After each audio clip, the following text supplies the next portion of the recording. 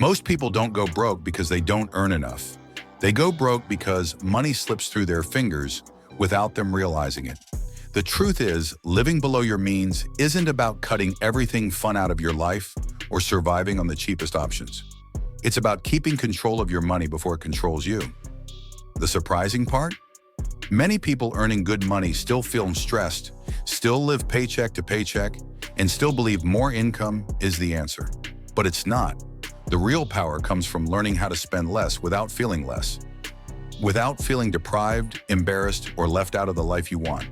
There is a way to save money, enjoy life, and still feel rich in the process.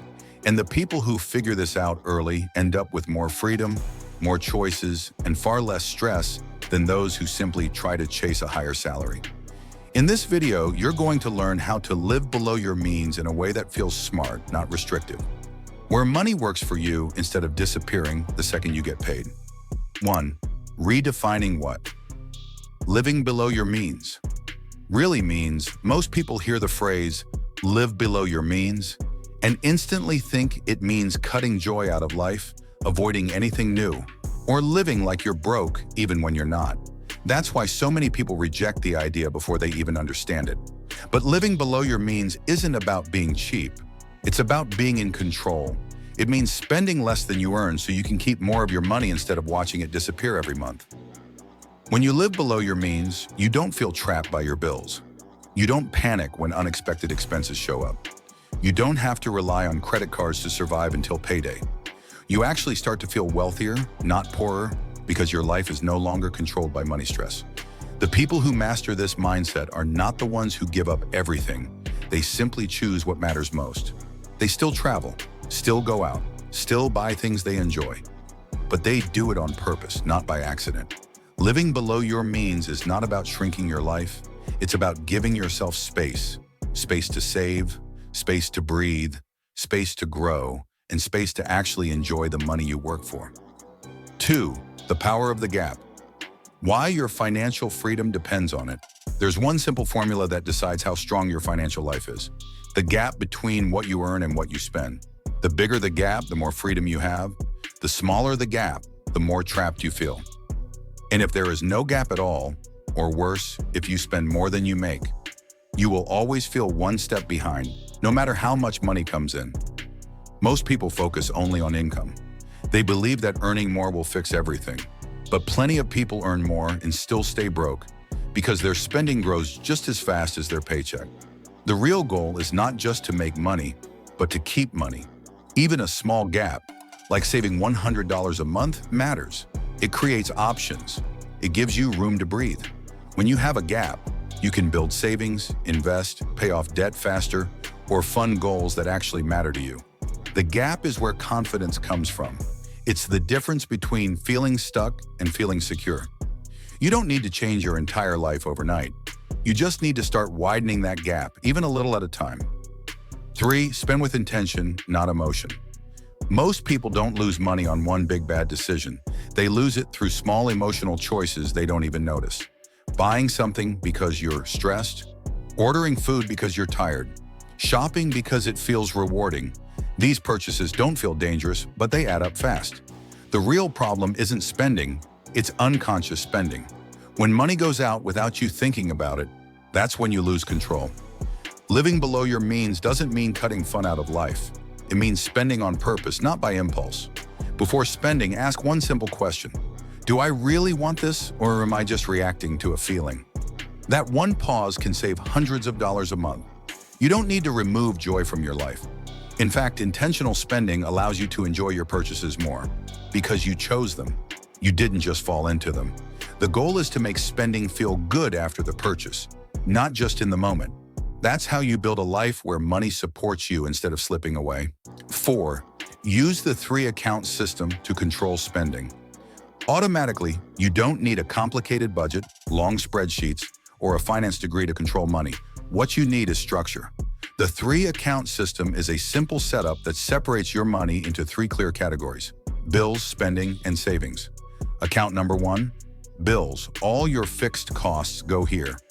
Rent, insurance, subscriptions, utilities. Account number 2, spending.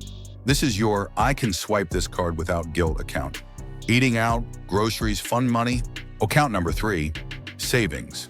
The account you don't touch unless it's for a real goal. When your money is separated, you no longer have to guess what's safe to spend. You don't have to worry about accidentally using your rent money to buy clothes. You don't need willpower, because the system does the work for you. This structure turns chaos into clarity. You instantly know what you can afford. You instantly see where your money goes, and you no longer feel stressed every time your card taps. The system doesn't make you feel restricted. It gives you permission to spend without fear, because everything else is already handled. 5. Cut costs where you don't feel them, not where you live. Most people believe saving money means cutting things they love, canceling nights out, saying no to fun, living with constant sacrifice. But that's the wrong strategy. Smart saving isn't about removing joy, it's about removing waste. There are 2 types of expenses, the things that matter and the things you barely notice. The secret is to cut the second category, those silent, forgettable costs that take your money but don't add meaning to your life. This could be unused subscriptions, overpriced phone plans, auto-renew services, or habits like buying stuff you don't even remember later. Instead of cutting things that make life enjoyable, cut the things that don't bring any real value. That way, you still have money for the experiences, treats, and hobbies that make you feel alive. You don't need to live on less. You just need to live strategically. Trim the parts of your spending that don't improve your life, and you'll free up money without feeling deprived. That's how people save thousands while still living well. 6. Build a rich life budget instead of a restrictive one. Most budgets fail because they feel like punishment. They're full of don'ts. Stop that and never spend on this. And let's be honest, nobody sticks to a life that feels like restriction. A real budget should do the opposite. It should make you excited about your goals, not guilty about your spending. That's what a rich life budget does. Instead of focusing only on what you can't spend, it focuses on what you want to spend on. Travel, hobbies, gifts, savings goals, future freedom. When you budget for joy on purpose, you don't feel like you're missing out. You feel in control, balanced, and proud of your choices. That's how budgeting becomes empowering, not restrictive. 7. The real reward, freedom, peace, and options. Living below your means isn't just about money, it's about freedom. It gives you the ability to make choices based on what you want, not what you're forced to do. When you don't rely on every paycheck to survive, you can walk away from a bad job, take time off, move to a new city, start a business, or simply sleep better at night. Money is not only for spending, it's for protection, comfort, and calm. When you have savings, when your bills are handled, when your spending is controlled, life suddenly feels lighter. You're no longer stressed every time something goes wrong. You're prepared. You don't need to be rich to feel wealthy. You just need control. That's what living below your means gives you. The power to live life on your terms instead of always catching up. And here's the best part.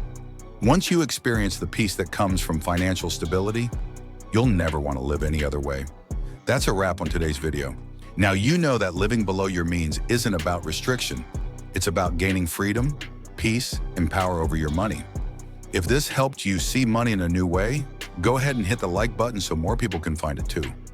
And if you want more simple, smart strategies to improve your financial life, make sure to subscribe. There's plenty more coming, from saving hacks to mindset shifts that can transform the way you handle money. Stay smart, stay focused, and I'll see you in the next one.